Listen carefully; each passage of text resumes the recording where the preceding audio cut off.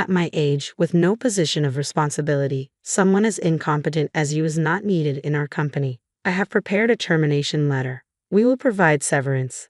Pack your things and leave immediately. The president's abusive tirade echoed through the office. Silently enduring the president's harsh words, arguing with such a person seemed futile. Understood. I'm terminated, I calmly stated. Quickly gathering my belongings, I left the office. To an outsider, I might have appeared defeated, a loser at the mercy of the president. However, I had already recognized her vulnerability. My name is Caroline. At 48 years old, most women my age are married with grown children or even becoming grandmothers. Yet I remain single. I've had my share of romantic relationships, but marriage never quite happened. Not that I lacked the desire, but with a fulfilling job and wonderful colleagues, I was content. A drastic change occurred a few months ago. The company, a family-run business, had always been led by the chairman's relatives. The chairman's son, daughter, and their spouses held executive roles, fostering a tight-knit company culture. This didn't mean non-relatives were mistreated. On the contrary, there were opportunities for advancement. The chairman's charismatic leadership kept us united, and we had no major complaints. The bond among colleagues was strong, and we worked together daily with a shared purpose. However, when the chairman passed away suddenly, his son took over as chairman, and the company faced an unexpected turn. The new president was Helena, the chairman's daughter. Previously unknown to the company, many of us were surprised by her appointment. Yet we learned she had a successful track record at a top-tier company, which somewhat justified the decision. At 38, Helena was also single, prompting speculation among colleagues about her character. Perhaps a dedicated career woman or a tough, cold executive. However, her appearance at the inauguration was surprising. She resembled more of a club hostess with revealing attire and loud accessories. Her strong perfume lingered in the air, causing many to grimace. Her speech, influenced by her appearance, felt shallow, lacking commitment and passion for the company, leaving me uneasy. However, worrying wouldn't change things. Focusing on my work, I tried to move past the inauguration's aftermath and settled into my tasks. Yet Helena's unexpected visit to our department soon after heightened tensions. Ignoring everyone else, she zeroed in on Cecil, a colleague, making an announcement. "I like you. You stood out at the ceremony earlier, Cecil." "Such a cute name," Helena said, her voice cutting through the stunned silence. "How about joining me for lunch to celebrate my appointment?" Cecil turned pale, frozen in place, as did everyone else in the room. The atmosphere was tense with disbelief at what the president was suggesting. "Don't look so surprised," Helena continued casually. "I find being invited by the president quite endearing." She reached for Cecil's arm, clearly intending to leave immediately. Cecil managed to interject, his voice strained. "Please wait. I appreciate that offer, but I have urgent work to finish this morning. Could we possibly wait until break time? It's barely past 10 a.m. Helena's expression hardened slightly. "Is your work truly that urgent? If so, someone else can handle it. Lunch with the president is a far more valuable use of your time. I'll teach you what to prioritize," she insisted, gently pushing Cecil along despite his reluctance. When they returned hours later, it was well past 2 p.m. Cecil, 38 years old, divorced for a few years and now single, was admired for his refined looks that seemed to improve with age. Many female colleagues harbored secret crushes on him, celebrating his return to the dating scene after his divorce. While Helena's fondness for Cecil might have been understandable, her behavior was unbecoming of a president. The day's events revealed more about Helena's true character than anyone expected. To make up for the morning disruption, Cecil ended up working late, a consequence of Helena's actions that benefited no one. "Cecil, I've reserved a wonderful French restaurant for us today. The one with the chef I mentioned before. We better hurry or we'll be late," Helena announced, appearing frequently and forcefully to whisk Cecil away for lengthy lunches. "Helena, I appreciate the gesture, but I really need to focus on my work right now," Cecil replied politely, attempting to maintain his composure despite the disruption. As this became a regular occurrence, Helena would often occupy the seat beside Cecil, disrupting his workflow with her chatter. Colleagues displaced by Helena struggled to complete their tasks, often resorting to overtime. Gradually, a simmering discontent grew among the staff towards Helena. While no one dared to voice their frustrations openly, it was clear that many shared the same sentiment. What exactly does Helena perform her presidential duties? It seems like she's not taking her job seriously at all, murmured a colleague with a skeptical glance towards Helena's office. I found myself busy helping Cecil and others with their work and overtime. One day, while assisting Cecil, I tried to lighten the mood. Cecil, you've really been put through the ringer. It's tough being targeted by the wrong person, I remarked sympathetically. Cecil responded apologetically, I'm so sorry for causing everyone trouble. I really appreciate your help, Caroline, especially since you have your own workload to manage. You don't need to apologize for anything. It's all because of that out-of-touch president. Honestly, what was the chairman thinking making Helena president? I joked, sticking out my tongue playfully. Cecil managed a weak smile, the first I'd seen from him in a while. I noticed that smiles had become rare in our department lately, and the weight of these days lingered heavily on my mind. Determined to break the cycle, I decided to seek advice from Carl, the chairman and Helena's father. When I first joined the company, Carl was the executive vice president, and we occasionally had chats. Now, as chairman, our interactions had ceased, but I boldly went to see him to discuss Helena's problematic behavior. Knowing it might be impertinent, I hoped he would understand the employees' struggles. Carl, a dignified man and son of the previous revered chairman, responded dismissively. I'm not here to listen to such complaints. You are to follow President Helena's lead, work for the company, and earn your salary. That's all. It's simple, he said curtly, sending me away. Disappointed and furious, I realized Carl, who had appointed Helena as president, was just another fool. The next day, Helena came again to invite Cecil to lunch, but our department was bustling with a crucial project deadline. Amidst the tense atmosphere, Helena's presence only fueled irritation, and some of my colleagues couldn't hide their annoyance. I'm sorry, Helena. I really can't leave my work today. Could you perhaps dine alone?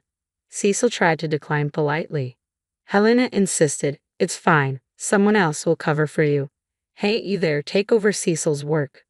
Unbelievably, Helena approached me next, saying, right now, both Cecil and I are swamped with work. No one in the department has the capacity to take on additional tasks. I'm sorry, but that's not possible, I firmly replied, meeting Helena's wide-eyed disbelief. Despite momentarily faltering under Helena's stern gaze, I knew I had to speak up. I said it's not possible. Cecil's tasks today are critical, and I have a pile of my own work to complete. Taking on Cecil's responsibilities is simply out of the question, I asserted firmly. Every time you pull Cecil away, our department's progress stalls, significantly affecting the company's performance. As president, you must be aware of this. We're receiving complaints about poor responsiveness from clients, and our credibility is suffering. If this continues, we'll be overtaken by our competitors, I continued, venting my frustrations. There was no turning back now. Do you even know who you're talking to? You know what happens when you speak against the president, right? Helena's voice, so different from the sweet tone she used with Cecil, was filled with intimidation as she retorted. I'm speaking out of concern for the company. We're all striving to improve performance. I can't comply with actions that will hinder our success. We need Cecil at his desk right now, I insisted, choosing my words carefully, mindful that she was still the president. Is that all you have to say? I'm shocked to find such a lowly employee among us, Helena sneered, snatching my employee badge to read my name. Caroline, huh? It figures you'd say such vulgar things. You're going to regret what you did today. With a sudden change in tone, Helena turned sweetly to Cecil, saying, Cecil, let's try again tomorrow. I'll book an Italian place. My mood's been spoiled by this silly little scene. With a fluttering wave, she left the department. Applause erupted around me as colleagues praised me, commenting on how refreshing and courageous it was to speak up. But I did feel relieved. Helena's words weighed heavily on me. I knew this wouldn't end without repercussions, Cecil said, placing a comforting hand on my shoulder. Caroline, are you okay?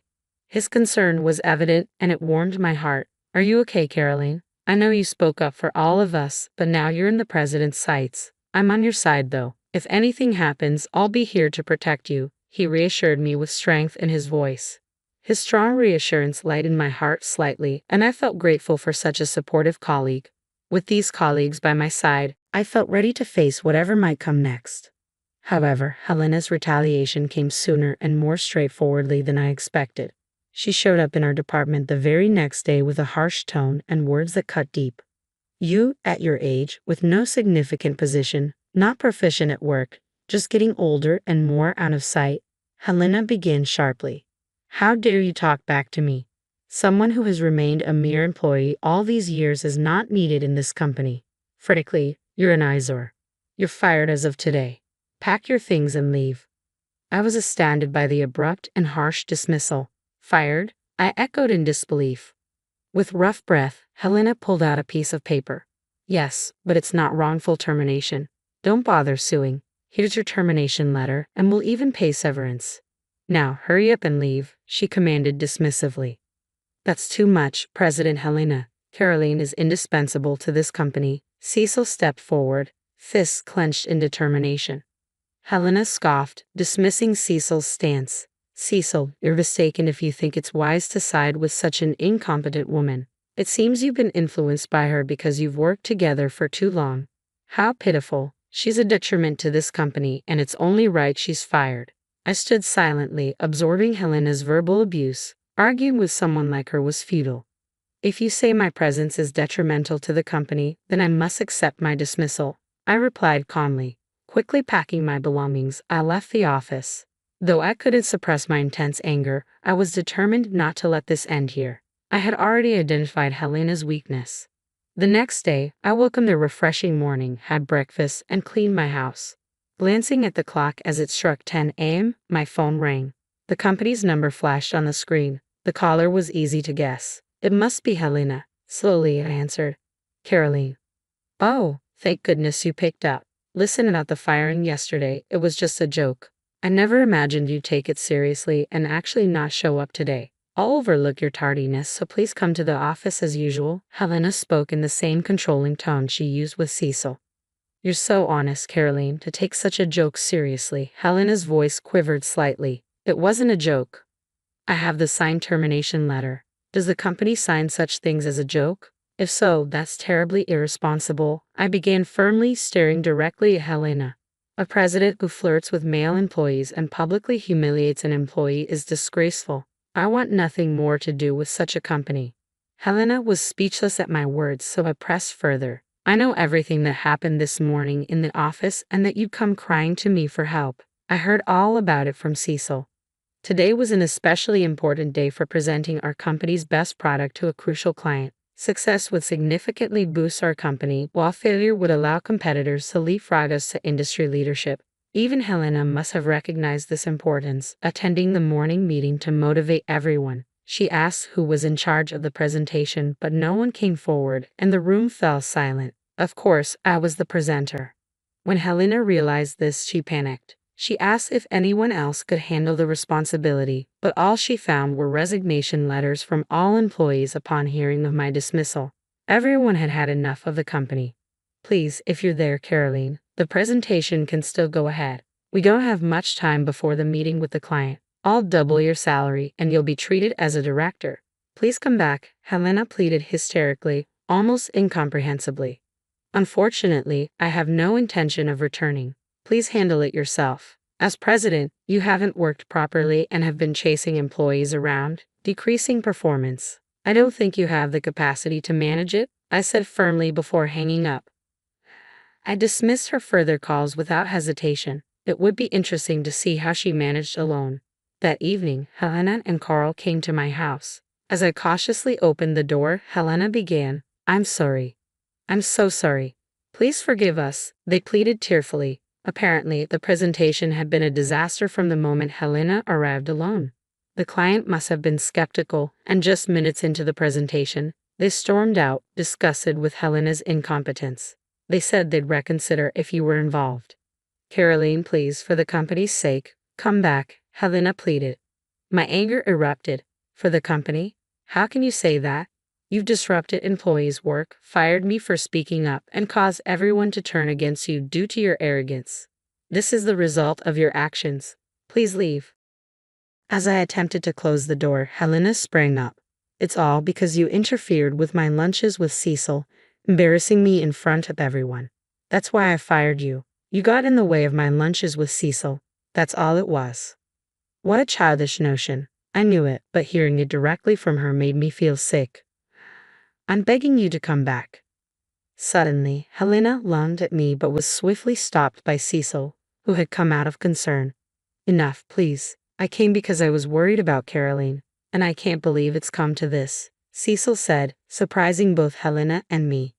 Helena, let me make it clear. Dining or talking with you has been nothing but a pain because I have someone I like. I've told you many times, but you only looked at my appearance and never listened, Cecil confessed, leaving Helena paralyzed.